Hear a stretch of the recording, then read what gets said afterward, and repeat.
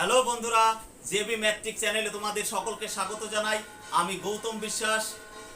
এখন চলছে পশ্চিমবঙ্গ পুলিশের বোর্ডের সমস্ত পরীক্ষার জন্য গুরুত্বপূর্ণ অঙ্ক নিয়ে আলোচনা। সে তুমি কনস্টেবলই বলো, লেডি কনস্টেবল বলো, বা এসআই বলো, বা আবগারি বলো, বা কলকাতা পুলিশ বলো, সমস্ত পরীক্ষার জন্য এই প্রশ্নগুলো কিন্তু অবশ্যই গুরুত্বপূর্ণ।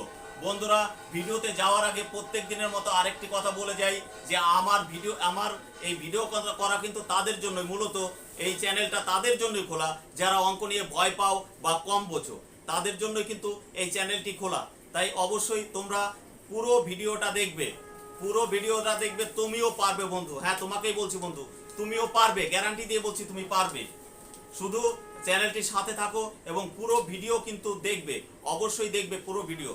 আর তোমরা যদি এখনো চ্যানেলটিকে সাবস্ক্রাইব করে না থাকো, অবশ্যই চ্যানেলটিকে সাবস্ক্রাইব করবে এবং বেল নোটিফিকেশনটিকে অল করে রাখবে, আর বন্ধুদের বেশি বেশি করে শেয়ার করবে, এটা রিকোয়েস্ট রইল বন্ধু। যাই হোক বন্ধুরা, এক দাগের অঙ্কটা দেখো, বলছে 20 মিটার দৈর্ঘ্য, 20 metre into 16 metre into 12 metre দৈর্ঘ্য বিশিষ্ট একটি ঘরে সবচেয়ে বড় মাপের কত দৈর্ঘ্যের দণ্ড রাখা যাবে? একটা ঘরে সবচেয়ে বড় মাপের দণ্ড তো এই কোনাকুনি রাখা যায়, তাই না বন্ধুরা? দৈর্ঘ্য বরাবর না, কিন্তু কোনাকুনি, যদি ঘরের এই কোণা থেকে ওই কোণা, মানে এইরকম যেটা রাখা যাবে সেটাকে বলা হয় সবচেয়ে বড়। ঠিক আছে, তাহলে সেটা হলো কর্ণ। তা কর্ণের ক্ষেত্রফল হলো √, দৈর্ঘ্য স্কয়ার প্লাস প্রস্থ স্কয়ার প্লাস উচ্চতা স্কয়ার। ঠিক আছে বন্ধুরা, এটা হলো সূত্র। তাহলে এইখানে আমরা যদি পাতাই, দৈর্ঘ্য স্কয়ার মানে কত 20, তাহলে 20 স্কয়ার প্লাস প্রস্থ স্কয়ার মানে কত 16 তার স্কয়ার ইন্টু 12 তার কি স্কয়ার, তাহলে 20 স্কয়ার মানে কত 400 ইন্টু 16 স্কয়ার মানে কত 256 ইন্টু 12 স্কয়ার মানে কত 144, 12 স্কয়ার মানে কিন্তু 144। তাহলে এখানে দেখো, এটা যদি যোগ করি 400 আর 256 আর 144, তার মানে 800 হবে। 800, এবার 800 কে যদি তুমি ভাঙো, তাহলে কত হবে 400, আবার 2 দিয়ে ভাগ করলে 200, আবার 2 দিয়ে ভাগ করলে কত হবে 100, আবার 2 দিয়ে ভাগ করলে কত হবে 50, আবার 2 দিয়ে ভাগ করলে কত হবে 25, আবার 5 দিয়ে ভাগ করলে 5 5 25। এবার এটা বর্গমূল করা মানে কি, জোড়ার থেকে একটা যাবে, এই জোড়ার থেকে একটা 5 যাবে, এই জোড়া 2 জোড়া, এই 2 এর থেকে একটা 2 যাবে, এই জোড়ার থেকে একটা 2 যাবে, আর এ জোড়া নাই বলে এটা এখানে থেকে যাবে। তাহলে অ্যানসারটা কত হবে 5 দুগুণে 10, 10 দুগুণে কত 20√2। এটা হলো সবচেয়ে বড় মাপের যে দণ্ডটা রাখা যাবে, সেটা হলো 20√2। তাহলে এটা 20√2 হবে অ্যানসার।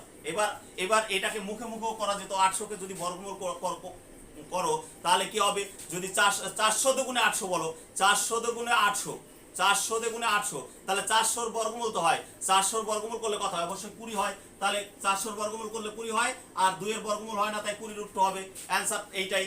ঠিক আছে বন্ধুরা, এরপরে দেখো দ্বিতীয় দাগের অঙ্কটা দেখো কি বলছে। 2 নম্বরের অঙ্কটা কি বলছে, x একটি ধনাত্মক সংখ্যা হলে 6 2x 1 রাশিটি কত দ্বারা বিভাজ্য? x একটি ধনাত্মক সংখ্যা বলতে কি বন্ধুরা, অর্থাৎ নেগেটিভ হবে না, অর্থাৎ মাইনাস হবে না। তাহলে ধনাত্মক সংখ্যাগুলো কোনগুলো, 1 2 3 4 5 6 7 8 9, এগুলা পজিটিভ সংখ্যাগুলা। এবার আমরা বড়টা ধরবো কেন, বড়টা ধরলে তো আমার বড় চলে আসবে, তাহলে আমি কি ধরবো, ছোট কিছু ধরবো। তাহলে ছোটটা ধরলে দেখো কি বলছে, 6 2x 1 এটা কত দ্বারা বিভাজ্য?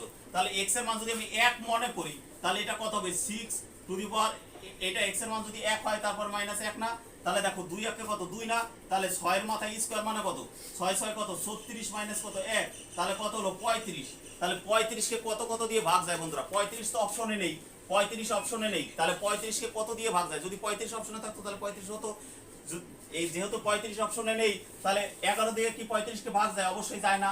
5 দিয়ে কি 35 কে ভাগ যায়? অবশ্যই 5 দিয়ে ভাগ যায়। পরে দেখো আরেকটা অপশন আছে 7 দিয়েও তো 35 কে ভাগ যায়। আবার বি দাগে অপশন আছে 5 এবং 7 উভয়ে, তাহলে কি 5 এবং 7 উভয়েই হবে। বুঝা গেছে?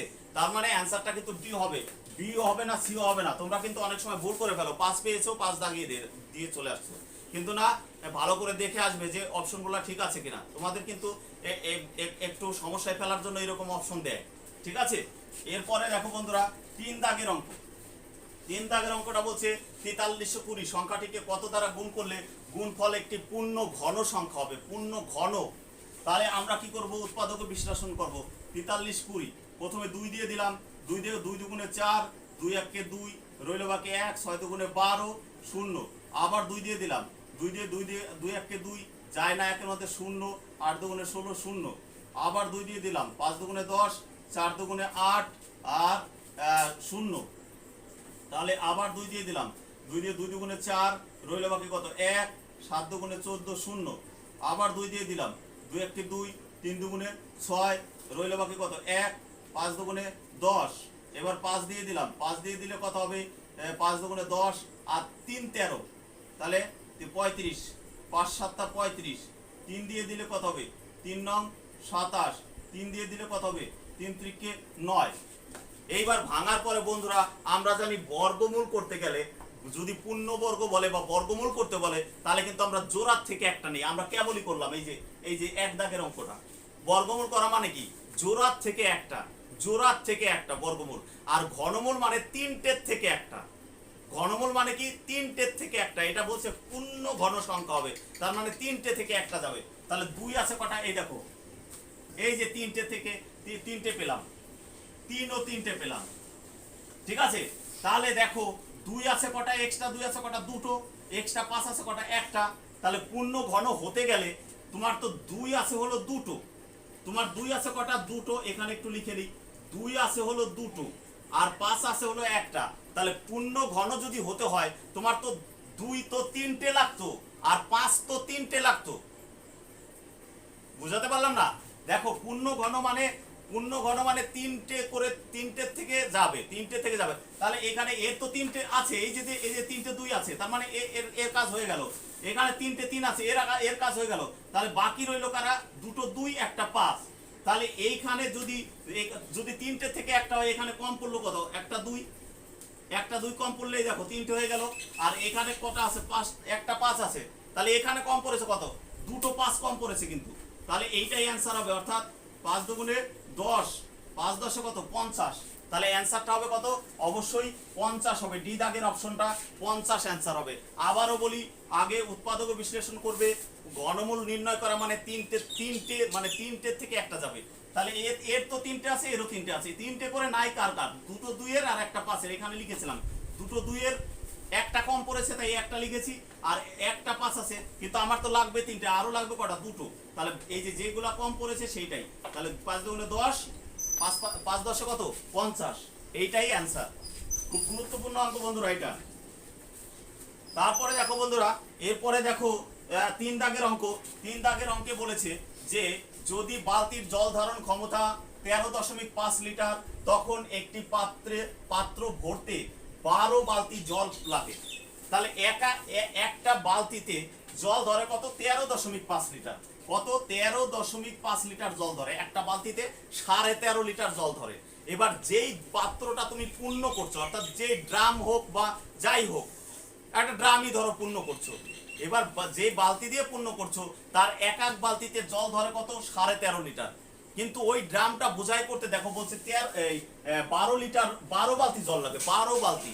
তাহলে এক বালতিতে যদি 13.5 লিটার জল ধরে, তাহলে 12 বালতিতে ধরে কত, নিশ্চয়ই 12 দিয়ে গুণ করলে এইটা, তার মানে ড্রামের জল ধারণ ক্ষমতা কত, নিশ্চয়ই এইটা। এক এক বালতিতে যদি 13.5 লিটার ধরে, এবার ওই ড্রামটা বোঝাই করতে যদি তোমার 12টা বালতি লাগে, 12 বালতি জল লাগে, তাহলে 12 বালতি জল মানে কত, এইটা। তাহলে সেইটাই তো ড্রামের জল ধারণ ক্ষমতা। এবার বলছে যদি বালতির জল ধারণ ক্ষমতা 9 লিটার হতো তাহলে কত বালতি লাগতো। তাহলে এখানে 9 দিয়ে ভাগ করে দাও, তাহলে হয়ে গেল। এখানে যদি আমি এখানে একটা 10 নিলাম, হ্যাঁ, এইবার যদি আমি 3 ত্রিকে 9, 3 4 12, 5 দিয়ে কাটলে 5 দুগুণে 10, এটা 5 দিয়ে কাটলে কত হবে, 5 দিয়ে কাটলে 5 দুগুণে 10 আর 3 13, 5 দুগুণে 10 আর 3 13, 5 7 35, হ্যাঁ, 3 নং কত 27, হ্যাঁ, আর 2 দুগুণে 4, তার মানে 9 দুগুণে কত 18 বালতি, 18 বালতি জল লাগবে। ঠিক আছে বন্ধুরা, 18 বালতি জল লাগবে।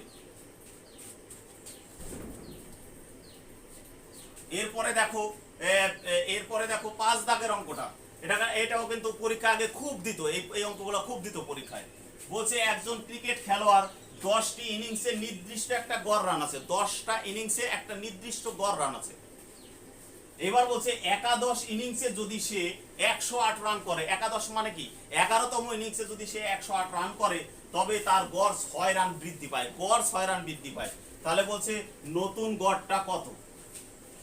বন্ধুরা এইরকম অঙ্ক থাকলে তোমরা একদম একটা সহজ পদ্ধতি অবলম্বন করবে। যদি এইরকম, আমি আবার বলছি, এইরকম সিস্টেমের থাকলে তবেই, অন্য কোনো অঙ্ক না, এইরকম সিস্টেমের থাকলে, এটা পড়ে নেবে, এইরকম সিস্টেমের থাকলে তবেই হবে। তাহলে কি করবে? আগে দেখবে সবচেয়ে বেশি কতগুলা ইনিংস খেলেছে। কি বললাম? সবচেয়ে বেশি কতগুলা ইনিংস খেলেছে। তোমার কি মনে হয় অঙ্কটা পড়ে সবচেয়ে বেশি কতগুলা ইনিংস খেলেছে? এখানে বলেছে, আরেকবার পড়ে শোনাই তোমাদের, একজন ক্রিকেট খেলোয়াড় 10টি ইনিংসে নির্দিষ্ট গড় রান আছে, জানি না কত গড় রান আছে, নির্দিষ্ট গড় রান আছে। এবার বলছে একাদশ ইনিংসে যদি সে 108 রান করে তবে গড় 6 বৃদ্ধি পায়, অর্থাৎ পূর্বের তুলনায় 6 বৃদ্ধি পায়। তাহলে বলছে নতুন গড় কত? তাহলে এখানে তোমার কি মনে হচ্ছে সবচেয়ে বেশি ইনিংস কটা খেলেছে? নিশ্চয়ই একাদশ মানে কি 11টা ইনিংস। এখানে লিখবে একটু কটা ইনিংস? 11টা ইনিংস খেলেছে। সবচেয়ে বেশি ইনিংস খেলেছে কটা? 11টা। এইটা আগে লিখবে। তোমার টার্গেট থাকবে যে সর্বোচ্চ ইনিংসে কটা খেলেছে, অবশ্যই 11টা। আর ঠিক তার আগের ইনিংসটা লিখবে কত? 10। এই দুটো লিখবে তুমি আগে, আর কিছু দরকার নাই। প্রথমে দেখবে কি সবচেয়ে বেশি কতগুলা ইনিংস খেলেছে। সবচেয়ে বেশি ইনিংস খেলেছে কটা? অবশ্যই 11টা। আর তার আগের ইনিংসটা, ঠিক আছে? সবচেয়ে বেশি ইনিংসটা লিখবে আর তার আগের ইনিংসটা লিখবে। এইবার দেখবে অ্যানসার কি চেয়েছে। বলছে নতুন গড় কত? বন্ধুরা নতুন গড় বলতে কোনটা? 10তম ইনিংসে না 11তম ইনিংসে? নতুন গড় মানে তো একদম লাস্ট, অর্থাৎ 11তম ইনিংসের রানের গড়। কোনটা চেয়েছে? 10এরটা চেয়েছে না 11টা? অবশ্যই নতুন গড় মানে কি 11টা চেয়েছে। যেটা চেয়েছে সেটা কেটে দেবে। কি বললাম? প্রথমে সবচেয়ে বড় ইনিংসটা লিখবে এবং তার আগের ইনিংসটা লিখবে। তারপরে দেখবে অ্যানসার কি চেয়েছে। অ্যানসার চেয়েছে নতুন গড় কত। নতুন গড় মানে কি বোঝাচ্ছে বন্ধুরা? নতুন গড় মানে বোঝাচ্ছে সর্বশেষ গড়টা। তাহলে সর্বশেষ গড় মানে তো 11, মানে এই যে 11 ইনিংস। তাহলে যেটা চাইবে সেটাকে কেটে দেবে। তাহলে 10 ধরে অঙ্ক করবে। এখানে গড় কত বেড়েছে? অবশ্যই 6। তাহলে কত হবে? 10 গণিত কত? 6 করে দেবে, অর্থাৎ 60। এবার 108 এর থেকে 60 বিয়োগ করে দেবে। এখানে দেখো বিয়োগ করলে কত হয়? 8 আর এটা কত হবে? 48 হবে। এই দেখো 48। এইবার বন্ধুরা প্রশ্ন হলো, এখানে যদি নতুন গড় না চেয়ে যদি বলতো 10তম ইনিংসে, প্রশ্ন থাকতেই পারে তোমাদের যে স্যার এখানে তো নতুন গড় চেয়েছে তাই আপনি এই করলেন। এবার যদি প্রশ্ন করতো যে 10তম ইনিংসে, এই যে এখানে যে বলছে না যে একটা নির্দিষ্ট গড় ছিল, যদি বলতো যে 10তম ইনিংসে গড়টা কত ছিল, তাহলে কিচ্ছু না। 10তম ইনিংসে গড় যদি চাইতো তাহলে 10 নম্বরেরটা কেটে দিতাম। তাহলে তখন কত দিয়ে গুণ করতাম? 11 দিয়ে। 11 গুণিত কত? 6, অর্থাৎ 66 হতো। বুঝাতে পারলাম?